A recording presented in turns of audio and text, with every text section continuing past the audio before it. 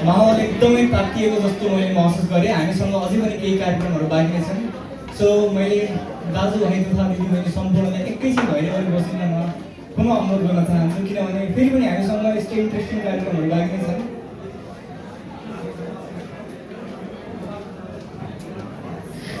धेरै धेरै धन्यवाद प्रनिल पारिखेल र उहाँको टिम मेम्बर्सलाई। आजको प्रस्तुतिले साँच्चै नै हाम्रो मन छोएको छ। फेरि पनि जोरदार ताली जाओस् निकै नै मिठो साङ्गीतिक प्रस्तुतिको लागि। यो फुल सङको यो गीत सुनिसकेपछि कस्तो तपाईँहरू मात्र होइन, मेरो पनि मन अलिअलि द्रवित भएको छ। सो केही लाइन मैले तपाईँहरूलाई समर्पित गर्न चाहेँ।